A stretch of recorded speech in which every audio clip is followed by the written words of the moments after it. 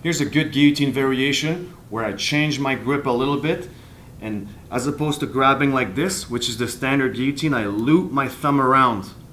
Notice I'm grabbing like this. It gives me a little bit better control of the hand and more pressure to lift with the high elbow.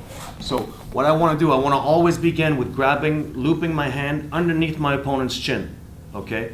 When I get the grip, which we'll do a close-up of in a minute, I want to lift my elbow. Notice how the back of this hand here comes on the shoulder. This creates tremendous pressure. And now I want to sit down on an angle, putting my shin on his stomach, the other leg coming around as high and tight as possible to prevent one from him rolling over and from him raising his hips. Now that I have him in this position, notice how the back of my hands, this hand right here, is on his shoulder here, elbow pointing towards the ceiling. It's very important that for this guillotine, I don't arch back and try to yank on his head. This is when his head is gonna pop out, okay? Instead, what I wanna do is I wanna crunch in like this. I wanna sit in on my opponent, my chin, my head going towards the back of his head.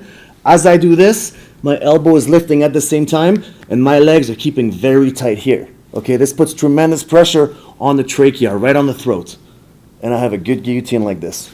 Now the reason that I modified the grip on this one is that because when I used to try to do this guillotine from here, people would grab and peel the fingers off, okay? Now by simply looping my thumb around, like so, I had greater pressure and it was harder for my opponent to peel the hand off.